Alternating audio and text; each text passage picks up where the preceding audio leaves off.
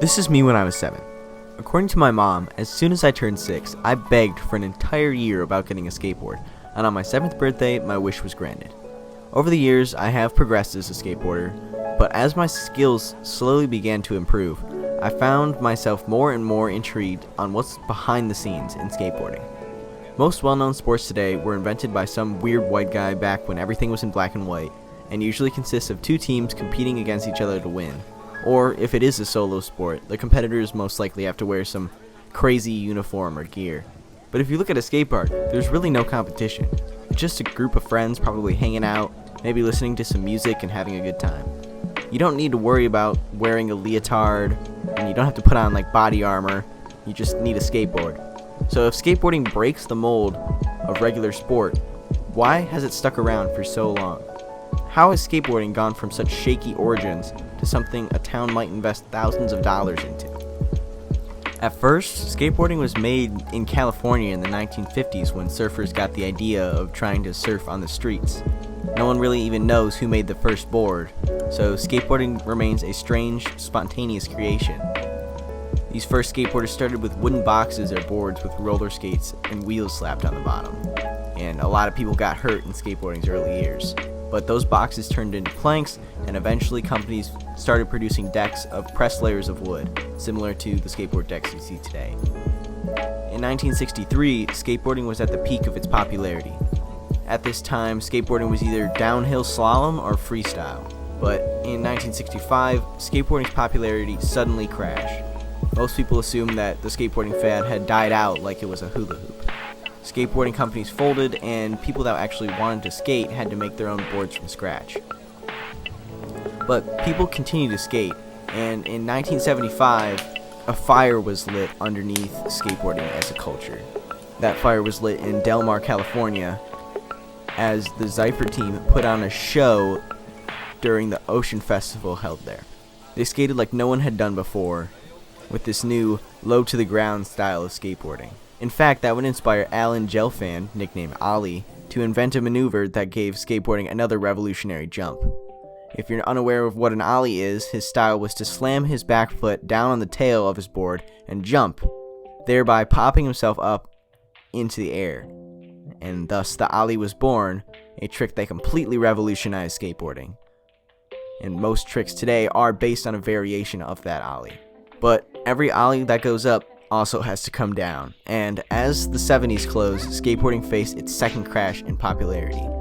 Public skate parks had been built, but with skateboarding being such a dangerous activity, insurance rates got way out of control. This, combined with fewer people coming to skate parks, forced many to close. Some companies still tried to reinvent what a skateboard can be, but clearly the fad had been dying out. That was until 1995 when ESPN held its first X Games in Rhode Island. This was a huge success and helped pull skateboarding closer to the mainstream and closer to being accepted by the general population. From there, skateboarding skyrocketed as teens got a hold of fairly easy to make boards at shops found in any community. Since 2000, attention in the media and products like skateboarding video games, children's skateboards, and commercialization have all pulled skateboarding more and more into the mainstream. With money being put into skateboarding, there are more skate parks, better skateboards, and more skateboarding companies to keep innovating and inventing new things. Skateboarding has always been about personal discovery and pushing yourself to the limit. But even in breaking the mainstream, how come the view of skateboarding is still seen as a rejection of society or a junkie's activity? When a community treats its skateboarders like outcasts, they're telling skateboarding youth that they're not welcome there. They become someone else's problem. The phrase, "you're welcome to skate, just not here," comes up more than often. Also, skaters are routinely confronted and ticketed by the police. Skaters see this as an unwinnable situation. They are passionate about skating, but every attempt to find a place to skate inevitably leads to the confrontation with authority. After decades of this treatment, illicit street skating has become a regular part of the skateboarder's experience. This is not because skateboarding culture has an anti-authoritarian tone, but because so many communities have systematically confined skateboarding that skaters treat each place to skate as a temporary situation until they're kicked out. For many, it's a daily ritual. Every experienced skateboarder can share a story of being treated like a criminal. What other sport can claim that? Skaters typically say that if your city doesn't have a skate park, your city is the skate park. The bottom line is, skateboarders need a place to go. The act of riding a piece of maple on wheels is not a destructive activity, and skateboarding culture does not promote antisocial behavior. Stiff enforcement of these anti-skateboarding ordinances, which the skateboarders most certainly have no voice in shaping, has created an awful situation. Skateboarders need a skate park at least. That brings us to the skate park solution. Skate park is a gathering place for the community. Through a skate park, the public sees skaters for what they are, brave, athletic youth with a passion for skateboarding. That's all. The stereotypes that may have plagued skateboarders before the skate park are quickly forgotten. There are over 6 million skateboarders in the United States. Most of them are 24 years old or younger. According to the U.S. Census, there are about 85 million people in the U.S. between the ages of 5 and 24. Therefore, about 7 to 8% of youth in the nation have ridden a skateboard within the last year.